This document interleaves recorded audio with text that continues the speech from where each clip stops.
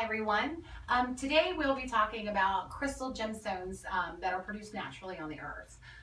First, let's talk about what crystals are. It's a really interesting question because for tens of thousands of years, people have just adored gemstones. We have crowned kings with them. The Egyptians, in fact, used to think that the number of gemstones that they put around their mummies would help protect them, and they would use the energy from those gemstones to do that. We use them to run our watches, and what a lot of people don't know as well is that crystal gemstones make up the entire surface of the Earth's crust. Let's begin at the beginning. The formation of crystals begins when atoms are seeking stability, and atoms are always seeking stability. When two like elements find each other and they bind together. Unlike living creatures, crystals do not form from the inside out. They actually form from the outside in. As elements combine, the crystal continues to grow. Once those elements are used up, which is an interesting fact, once all the elements are used up, the crystal will stop growing. However, the elements around it can combine to make other crystals. And an example of that would be this is green tourmaline. And if you look at green tourmaline, you can see the green lines that go through it, but it's built up into a quartz, and we call this a quartz matrix. And that means that when all the elements that were used to create that green tourmaline were used up, quartz started to build around. The beautiful formation of these atoms to make the gemstones of the earth is primarily based on symmetry. And gemologists and geologists use what they call an axis of symmetry to group crystals into 6 distinct categories. What they use to create those categories is what's called faces. And the faces are the like portions of a crystal. The axis of symmetry is really a series of imaginary lines, and it's the way the crystal spins within those lines, and they count those faces, and that's how they determine what category they're based on. I am going to read this part because there's just no way I could possibly remember all of these categories without reading them. Isometric is cubed, and people don't realize that crystals do grow in perfect cubes. Now, pyrite is an example of that. And this is actually a very small piece of pyrite, but if you look deeply inside of it, you can actually see where the crystals have begun to form cubes. Some of the more higher end pyrite pieces have perfectly formed cubes. You would think that they were man-made, but they're not. Tectagonal, zircon is a tectagonal crystal. Unfortunately, I don't have a sample of zircon. It's the only one that I don't have. I couldn't believe it. Hexagonal is amethysts. Amethyst, everyone is very familiar with. It's one of the most popular stones. And as you can see, as we're going to go down the list, you'll notice that the faces become less and less distinguished. Amethysts are rougher, there's not quite as many, and there's not as much symmetry in the stone as there is in a pyrite. The next step down is orthorhombic, and peridot is one. Peridot is my birthstone, and it also always grows in a matrix. This is a lava matrix, and this is peridot that's grown on top of it. And as you can see, the crystals are much less formed than they are in amethysts, and they really are just tiny little clusters of crystals.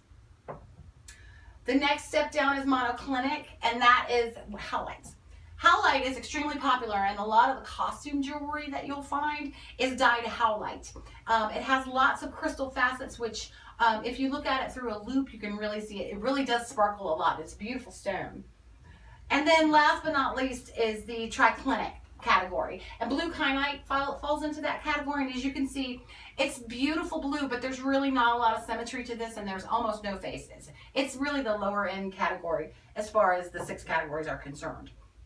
The atomic lattice determines the structure, and crystals will grow in geodes like an amethyst does, or they can grow in spheres. They can even grow in cubes, and some do grow in pyramid shapes, believe it or not, perfect pyramid shapes. Not all gemstones were created by the earth.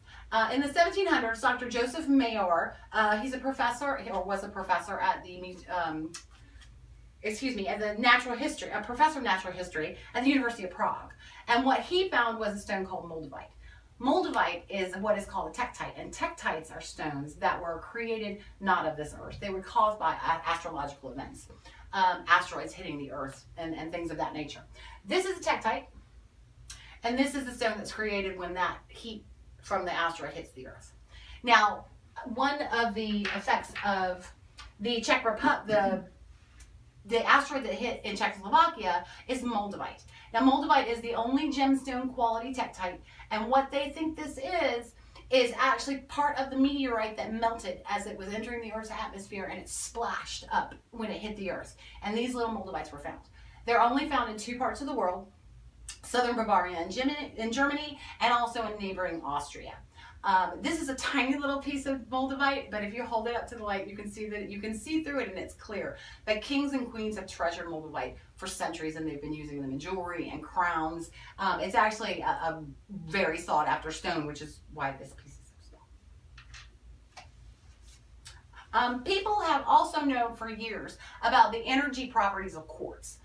If you look at your wristwatch, if you've ever noticed the word quartz on your wristwatch, you might have just thought that was perhaps a company name. Well, in fact, it's not. It actually means there is a quartz crystal in your watch. And in fact, some of the finest pocket watches in the world are known for the quality of the crystals that they contain, and they conduct electricity. Well, an interesting study in February of 2017, Science Daily, published a study out of the Tokyo Institute of Technology. And what they found was that when they replicated what they consider are the conditions in the core of the Earth,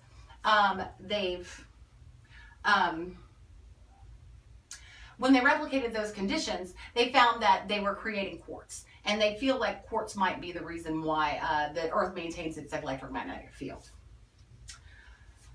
In conclusion, people for generations have adored crystals. We have used them to power our watches. We have used them to adorn kings.